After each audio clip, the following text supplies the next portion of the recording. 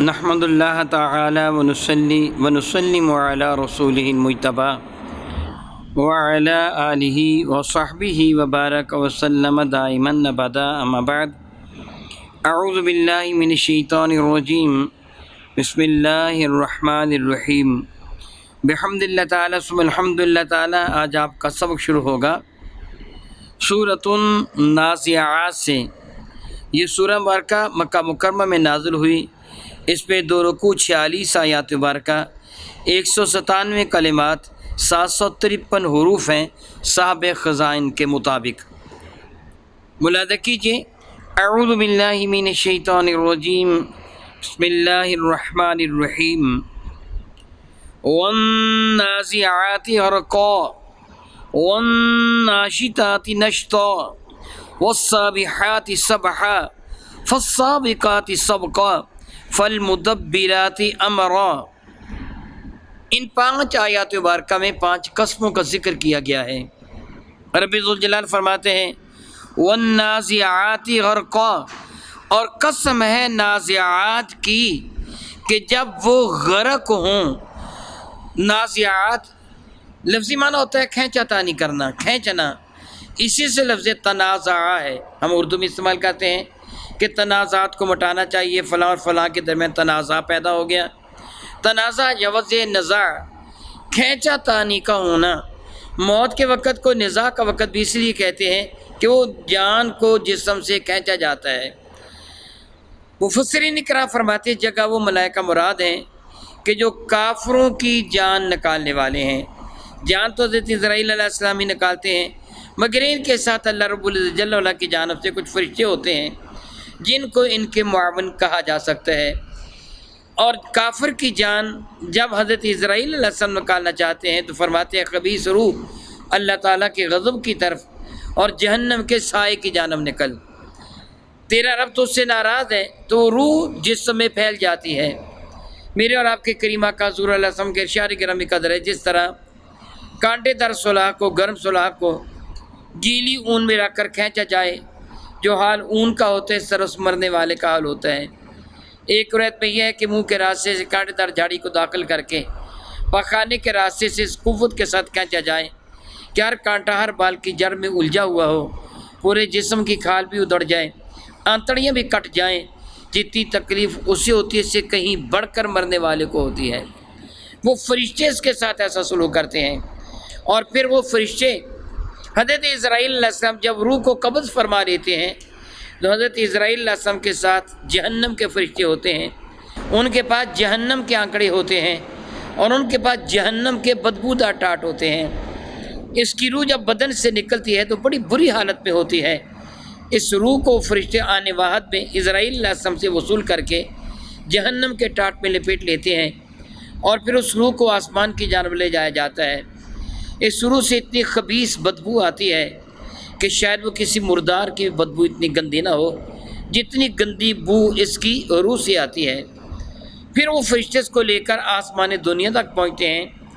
میرے اور آپ کے کریم آقا تاجدار البوجم شفیع معظم رحمت عالم نے اس چیز کا تذکرہ کرتے ہوئے یہ آیت برکت تلاوت فرمائی، لا تفتح لهم ابواب السماء ولا يدخلون الجنة حتى يلج الجمل فی سم الخیاط۔ کافروں کے لیے آسمان کے دروازے نہیں کھولے جاتے، ان کے لیے ان دروازوں کو کھلنا اتنا ہی غیر ممکن ہے جتنا تمہارے نزدیک سوئی کے سوراخ سے ان کو داخل کر لینا۔ ان کے لیے آسمان کے دروازے نہیں کھولے جاتے۔ اللہ تعالیٰ فرماتے ہیں اس بدبخت کو زمین پر پھینک دو، چنانچہ سے اس کی روح کو زمین پر پھینک دیا جاتا ہے۔ جب فرشتے اس کی روح کو لے کر آسمانوں کی جانب جا رہے ہوتے ہیں تو اس کی گندی بدبو سے متاثر ہو کر ملائکہ جو زمین و آسمان کے درمیان کی مخلوقات وہ پوچھتے ہیں کہ یہ کس خبیث کی گندی روح ہے کہ جس کی بدبو سے ہم بے چین ہو گئے۔ تو فرشتے پھر اس کا وہ برا نام لیتے ہیں جس برے نام سے وہ دنیا میں مشہور تھا۔ رب کائنات فرماتے ہیں میں قسم اٹھاتا ہوں ان فرشتوں کی کہ جو روح کو کھینچتے ہیں، تنازع غرقا، کسی چیز میں پوری طرح داخل ہو جانا، یہ بھی اردو میں استعمال ہم کرتے ہیں، عربی زبان کا لفظ ہے، تنازع بھی اور غرق بھی۔ غرق کا معنی ہم یہ سمجھتے ہیں کہ پانی کے اندر کسی کا مکمل طور پر داخل ہو جانا، زمین میں کسی کا مکمل طور پر داخل ہو جانا، یا کوئی مکمل طور پر کسی جانب چیز کی جانب متوجہ ہو جائے، ہم اس کے لفظ غرق استعمال کرتے ہیں، یہ تو مطالعہ میں غرق ہو گیا۔ ہم یہ کہتے ہیں مراد یہ ہوتا ہے کہ یہ بہت ہی گہرے انداز سے مطالعہ کر رہا ہے۔ پانی میں غرق ہو جانا، مکمل طور پر ڈوب جانا، زمین میں غرق ہو جانا، مکمل طور پر زمین میں دھنس جانا۔ یعنی وہ فرشتے جس طرح مفسرین کرام فرماتے ہیں کہ کفار کے رگو پے میں ریشوں میں داخل ہو جائیں گے اور ایک ایک آنچ سے اس کی روح کو نکال کے لائیں گے۔ اس کی روح پاؤں کی تلی کی جانب سے، تلوے کی جانب سے نکلتی ہے اور سر کی جانب اس کو لایا جاتا ہے۔ فرشتے کھینچ کر لاتے ہیں اور مرنے والے کی بہت ہی بری حالت ہو جاتی ہے۔ رب کائنات جل وعلا نے ان فرشتوں کی قسم کا ذکر فرمایا، پھر فرمایا والناشطات نشطا۔ نشاط ہم یہ لفظ اردو میں استعمال کرتے ہیں، عیش اور آرام کے معنی میں استعمال ہوتا ہے، عیش و نشاط اردو میں استعمال ہوتا ہے۔ والناشطات نشطا، اور قسم ہے ان نرمی کرنے والوں کی جو انتہا درجے کی نرمی کرنے والے ہیں۔ یعنی آرام آسائش کے لیے اردو میں لفظ نشاط ہم استعمال کرتے ہیں، عیش و نشاط۔ یعنی اس سے مراد وہ ملائکہ ہے جو ایمان والے کی روح کو قبض فرماتے ہیں۔ میرے اور آپ کے کریم آقا حضور نبی مرشد رحمت عالم صلی اللہ علیہ وسلم کے ارشاد گرامی قدر کا یہ مفہوم بنتا ہے، ایمان والے کی روح اس کے بدن سے یوں نکالی جاتی ہے جس طرح مشکیزہ سے پانی کا قطرہ ٹپک جاتا ہے، یا سادہ لفظوں میں مکھن سے بال نکال لیا جاتا ہے۔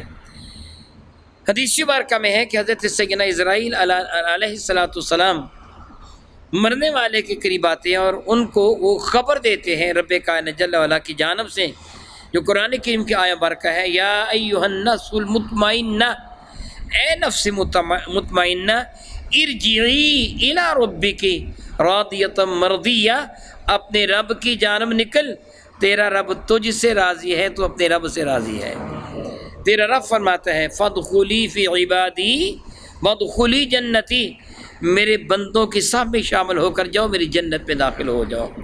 فرشتے اس کو خوشخبری دیتے ہیں اللہ کی رحمت کی جانب، جنت کے دراز اور خوش نما سایوں کی جانب نکل، تو روح بہت خوشی خوشی اس کے پاس آ جاتی ہے۔ نشتن کا معنی بند کا کھولنا بھی ہوتا ہے۔ میرے اور آپ کے کریم آقا رسول عربی کا ایک اشارہ گرامی قدر ہے صلی اللہ تعالیٰ علیہ، ایمان والے کی جو روح نکلتی ہے یوں سمجھو جس طرح اونٹ کے گھٹنے کا رسہ کھول دیا جاتا ہے۔ جب اونٹ کو بٹھاتے ہیں نا، تو ہمارے ہاں تو اونٹوں کی تعداد ذرا کم ہے نا، ہم زیادہ نہیں جانتے۔ اونٹ کی گردن میں رسی باندھ کر اسے قلہ وغیرہ سے نہیں باندھا جاتا۔ اونٹ کو روکنے کا طریقہ یہ ہوتا ہے، جب اونٹ بیٹھ جاتا ہے تو اس کے گھٹنے کو باندھ دیتے ہیں اور بس۔ اونٹ کے گھٹنے کو باندھنا بھی نشتن کے معنی، کھولنا بھی نشتن کے معنی میں آتا ہے۔ تو میرے کریم کا ارشاد گرامی قدر ہے، جس طرح اونٹ کا گھٹنا کھول دیا جائے اونٹ آزاد ہو جاتا ہے، اسی طرح جب ایمان والے کی روح اس کے بدن کی قید سے آزاد ہو جاتی ہے تو وہ بہت آزاد ہو جاتی ہے۔ پھر وہ اللہ تعالیٰ جل وعلا کی رحمتوں کے سائے تلے آ جاتی ہے، پھر وہ جنت کے باغات کی سیر کرتی ہے، پھر عرش الہیہ کے نیچے وہ چلی جاتی ہے، وہ روح پھر بارگاہ مصطفیٰ میں چلی جاتی ہے۔ جس طرح حضرت سیدہ زاہدہ طیبہ طاہرہ فاطمۃ الزہرا سلام اللہ تعالیٰ علیہ میرے اور آپ کے کریم آقا حضور نبی مرشد رحمت عالم صلی اللہ علیہ وسلم کی بیماری کے وقت بارگاہ رسالت باب میں حاضر تھیں۔ حضور نے اپنی شہزادی کو اپنے قریب کیا، کان میں کچھ کہا تو رونے لگیں، پھر قریب فرما کے کان میں کچھ کہا تو فوراً مسکرا پڑی۔ سیدہ عائشہ صدیقہ فرماتی، میں نے حضرت فاطمہ الزہرا سے پوچھا، اے فاطمہ کیا تم بتاؤ گی کیا ہوا تھا؟ پہلے تم رو دی، اسی وقت ہنس دی۔ تو جناب فاطمہ الزہرا سلام اللہ تعالیٰ علیہ نے جواب دیا، یہ میرے اور ابا جان کے درمیان ایک راز کی بات ہے، میں ابھی نہیں بتا سکتی۔ میرے کریم آقا جب اس جہان رنگبو سے عالم بالا کی جانب منتقل ہو گئے، انتقال فرما گئے، تو تب حضرت عائشہ صدیقہ نے حضرت فاطمہ الزہرا سے پوچھا، کیا اب بتاؤ گی؟ تو جناب سیدہ نے فرمایا، ہاں اب کوئی حرج نہیں بتانے میں۔ پہلی مرتبہ جب رسول رحمت نے مجھے قریب فرمایا تھا، میرے کان میں کچھ کہا تھا تو فرمایا تھا، فاطمہ اس سال جبریل نے میرے ساتھ 2 مرتبہ قرآن کریم کا دورہ کیا ہے، مجھے امید ہے کہ میں اس بیماری میں دنیا سے چلا جاؤں گا۔ یہ سن کر میں رو پڑی۔ پھر حضور نے مجھے اپنے قریب بلا کے فرمایا، تجھے مبارک ہو، میرے خاندان، میرے اہل خانہ میں سب سے پہلے جو مجھے ملے گا وہ تو ہوگی، یعنی میرے بعد تیری وفات ہوگی۔ تو گویا فاطمہ زہرا فوت ہونے کے بعد بارگاہ مصطفیٰ میں حاضر ہو گئی۔ میرے کریم نے صلی اللہ علیہ وسلم ازواج مطہرات اپنی بیویوں سے فرمایا تھا، تم سب میں سب سے پہلے میرے ساتھ ملاقات اس زوجہ محترمہ کی ہوگی جس کے ہاتھ لمبے ہیں، جس کے ہاتھ لمبے ہیں۔ سیدہ عائشہ فرماتی ہیں رضی اللہ تعالیٰ عنہ، چنانچہ امہات المومنین نے لکڑی کے ایک کھپانچ لی اور ہاتھوں کو ماپنا شروع کر دیا کہ کس کے ہاتھ زیادہ لمبے ہیں۔ حضرت جناب ام المومنین سیدہ سودا کے ہاتھ لمبے تھے، اور انہوں نے کہا کہ حضور کے بعد سب سے پہلے یہ دنیا سے جائیں گی۔ یہ حضور کے جانے کے بعد کی بات ہے کہ یہ سب سے پہلے جائیں گی، لیکن حضرت سیدہ زینب بنت جاش ان کی رحلت مبارکہ ہو گئی۔ پھر ان کو پتہ چلا کہ لمبے ہاتھوں سے مراد ان ہاتھوں کا لمبا ہونا نہیں بلکہ مراد سخاوت ہے، کہ سب سے زیادہ سخاوت کرنے والی میرے بعد سب سے پہلے مجھے ملے گی۔ تو انہی کا انتقال ہوا۔ پتہ یہ چلا کہ نیک روحیں، ایمان والے بارگاہ مصطفیٰ میں حاضر ہو جاتے ہیں۔ تو رب کریم ارشاد فرماتے ہیں والسابحات سبحا، ارشاد فرماتے ہیں اور قسم ہے سابحات، سباحت کا معنی ہوتا ہے تیرنا، پانی وغیرہ پر تیرنا۔ سباحت کا معنی یسبحون، وہ تیر رہے ہیں، یعنی سورج چاند ستاروں کے لیے استعمال کیا گیا۔ والسابحات سبحا، اور قسم ہے تیرنے والوں کی جب وہ تیرتے ہیں۔ علماء کرام فرماتے ہیں کہ معلوم یہ ہوتا ہے اس سے مراد وہ ملائکہ ہیں جو روحوں کو لے کر آسمان کی جانب پرواز کر رہے ہوتے ہیں، کیونکہ پہلے روحوں ہی کا ذکر ہے، کافروں کی روح کے نکالنے کا ذکر ہے، ایمان والوں کی روح کے نکالنے کا ذکر ہے، اب آگے تیرنے کا ذکر ہے۔ جس طرح فضا میں پرندے تیر رہے ہوتے ہیں، اس طرح وہ فرشتے روحوں کو لے کر آسمان کی جانب پرواز کر رہے ہوتے ہیں۔ فالسابقات سبقا، سبقت لے جانا، یہ بھی اردو میں لفظ استعمال کرتے ہیں۔ یعنی یہ سارے کے سارے الفاظ جو قرآن کریم میں ان مبارک آیات مبارکہ میں ہیں، یہ ہم اردو میں بھی استعمال کرتے ہیں۔ سابق کہتے ہیں اگلی چیز کو، سابقہ جو پہلے تھی، سبقت لے گیا، آگے بڑھ گیا۔ وہ سابقات سبقہ، اور قسم ان فرشتوں کی جو سبقت لے جانے والے ہیں، ایک دوسرے سے آگے بڑھ جانے والے ہیں، یعنی احکامات الہیہ کو تسلیم کرنے کے لیے، اللہ کو حکم ماننے کے لیے فرشتے ایک دوسرے سے آگے بڑھ کر حکم مانتے ہیں۔ اور یہ کمال درجے کی وفا اور کمال درجے کی اطاعت و فرما برداری ہے۔ جس طرح میں آپ کو کسی بات کا حکم دوں، فلاں کام کرو، میں نام نہ لوں، کسی کو نامینیٹ نہ کروں، فلاں تو اٹھ کام کر، میں آپ کو کہوں مثلا آپ بیٹھے ہو، میں کہوں جی صفیہ اکٹھی کرو، تو سارے اٹھ کے بھاگ پڑیں، ایک دوسرے سے آگے بڑھ کر کام کریں۔ یہ کمال درجے کی اطاعت اور فرما برداری کی نشانی ہوتی ہے۔ رب کائنات جل وعلا جب ملائکہ کو کسی بات کا حکم دیتا ہے، خواہ وہ روحوں کو قبض کرنے کا ہے، خواہ وہ روحوں کو آسمانوں کی جانب لے کے جانے کا ہے، خواہ بارش کے برسات دینے کا ہے، کوئی بھی حکم ہے تو فرشتے ایک دوسرے سے آگے بڑھ کر اللہ کے حکم کو وہ سر انجام دیتے ہیں جو رب کائنات کا حکم ہوتا ہے۔ فالمدبرات امرا، اور یہ لفظ بھی ہم اردو میں استعمال کرتے ہیں۔ مدبرات اسی سے لفظ تدبیر ہے۔ اس کام کی تدبیر کیا کی ہے، کس طرح اس چیز کو مدبر کیا گیا ہے، تدبیر بتائیے، اردو میں استعمال کرتے ہیں۔ مراد یہ ہوتا ہے کسی کام کو سر انجام دینے کے لیے کوئی پروگرام ترتیب دینا۔ تدبیر کا معنی یہ ہوتا ہے کسی بھی کام کو سر انجام دینے کے لیے کوئی پروگرام ترتیب دینا، اس کو تدبیر کہتے ہیں۔ اسی سے تقدیر ہے، اسی سے مقدر ہے کہ رب کائنات جل وعلا نے ہمارے لیے ایک تقدیر، یعنی لفظ اندازہ، مقدار بھی اسی سے ہے۔ اندازہ کی اتنی مقدار ہے، یہ اتنی مقدار ہے۔ اللہ فرماتا ہے والمدبرات امرا، اور وہ ملائکہ کہ جن کی ذمہ داری معاملات کو سلجھانا ہے۔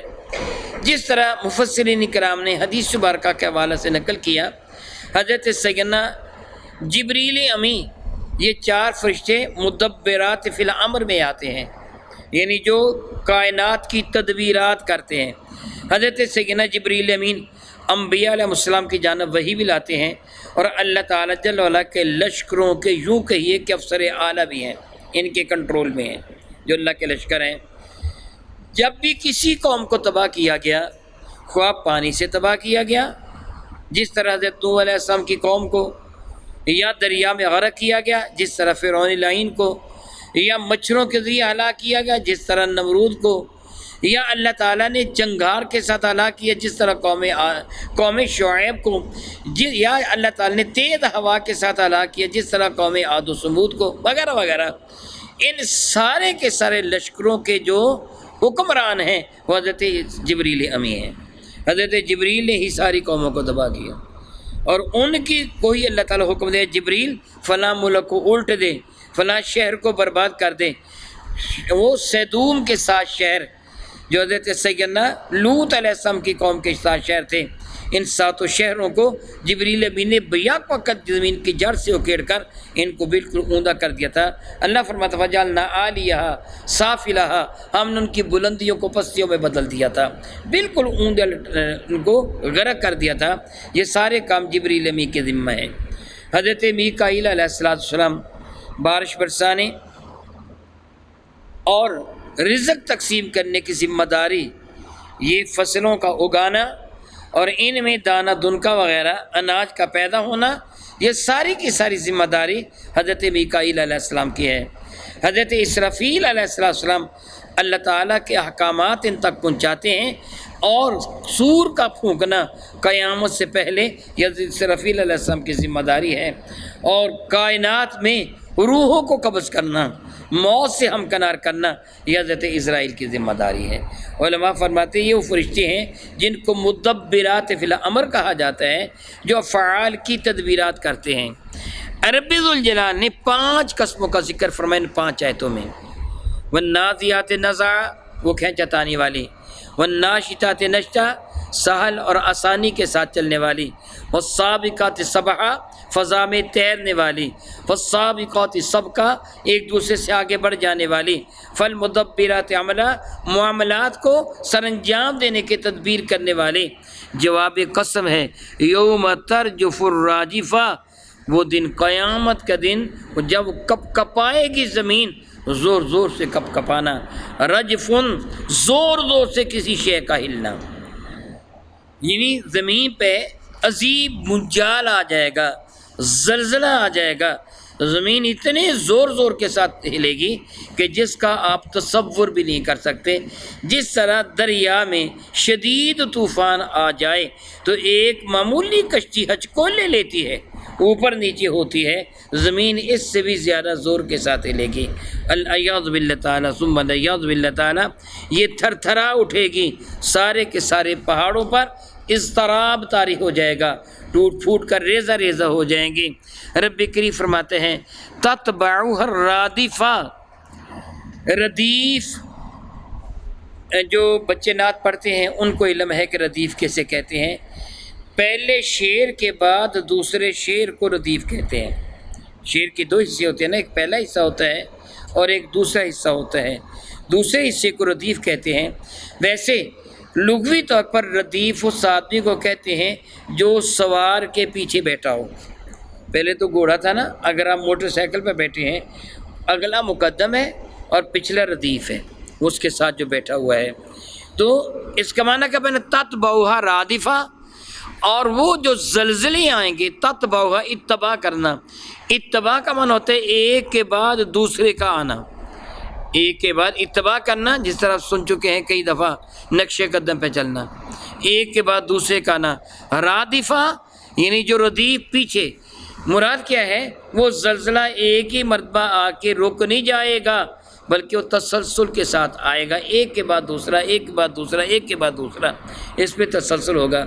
سبحان اللہ تعالی و بحمدہ، یہ وہ سائنسی ایک تکنیک ہے جس کو قرآن کریم نے ذکر فرمایا۔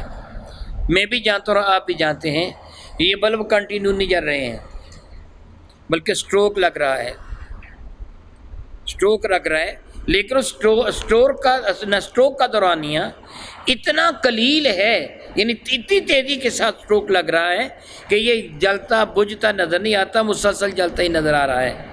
ہماری آنکھ کی وجہ سے مسلسل جلتا نظر آ رہا ہے، ہماری آنکھ اس کی تمیز نہیں کر پا رہی، جتنی جلدی بجھتا جلتا ہے گویا وہ تسلسل کے ساتھ زلزلہ آئے گا، ایک کے بعد دوسرے اسٹروک لگتے چلے جائیں گے، یعنی زور زور سے وہ زلزلہ آتا چلا جائے گا، وہ تھمے گا نہیں زلزلہ، یعنی قیامت کا زلزلہ اتنا شدید ہوگا۔ میرا اللہ ارشاد فرماتا ہے قلوب یومئذ واجفہ، آج کے دن دل شدید دھڑک رہے ہوں گے، ابصارها خاشعہ، اور نگاہیں ذلت سے جھکی ہوئی ہوں گی۔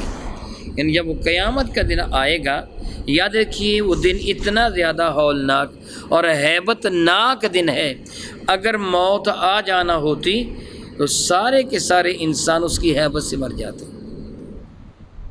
پہلی مرتبہ تو سارے مر جائیں گے، جب یہ پہاڑ یہ زمین زور زور سے ہلے گی، پہاڑ ریزہ ریزہ ہو جائیں گے، اس وقت تو یقیناً سارے مر جائیں گے، اور اس حالت آنے سے پہلے مر جائیں گے۔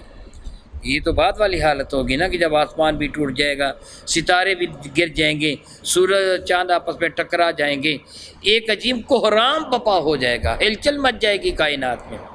انسان بہت پہلے مر چکے ہوں گے، کیونکہ یہ اتنی زیادہ قوت برداشت انسان نہیں رکھتا، انسان اتنی قوت برداشت یہ پہلے مر جائے گا، اور باقی چیزیں بعد میں یک کے بعد دیگرے مرتی چلی جائیں گی۔ پھر وہ لمحہ آ جائے گا کہ کل من علیہا فان، اس کائنات ہستی کی کوئی بھی شے باقی نہ رہے گی سوائے کل من علیہا فان ویبقا، اور باقی کیا رہے گا وجہ ربک ذو الجلال والاکرام، صرف میرا اللہ باقی رہے گا۔ کائنات میں سب کچھ فنا ہو جائے گا۔ آج انسان جو مرتا ہے تو اس کی روح نہیں مرتی بلکہ نکال لی جاتی ہے، جسم مر جاتا ہے روح نکل جاتی ہے، جسم اس وقت تک زندہ جب تک روح اس کے اندر موجود ہے، روح نکل جائے گی، جسم مر جائے گا، گل سڑ جائے گا، ختم ہو جائے گا جو کچھ بھی، لیکن روح زندہ ہے۔ روحیں اللہ تعالیٰ جل وعلا کے حضور ہیں جہاں میرا اللہ چاہتا ہے، خواہ وہ بارگاہ مصطفیٰ میں ہوں، خواہ وہ جنت کے اندر ہوں، خواہ وہ جہنم میں ہوں، یا جہاں بھی ہوں، جس جگہ میرا اللہ جانتا ہے۔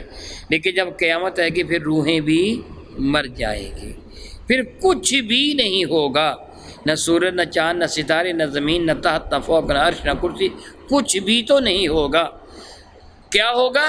صرف اور صرف میرا اللہ ہوگا، اور کب تک کیسے رہے گا؟ جب تک میرا اللہ چاہے گا۔ پھر جب دوبارہ رب کائنات جل وعلا اس کائنات کی تخلیق فرمانا چاہے گا، پھر اللہ تعالیٰ اسرافیل کو پیدا فرمائے گا، پھر سور کو پیدا کیا جائے گا، پھر بدستور اسی طرح سور پھونکا جائے گا، زمین بھی بن جائے گی، آسمان بھی بن جائے گا، پھر انسان زمین سے نکلیں گے، پھر ان پر قیامت کا وہ دوسرا حصہ وہ بپا ہوگا۔ او کما قال اللہ تبارک و تعالی واللہ تعالی اعلم باسرار کتابہ۔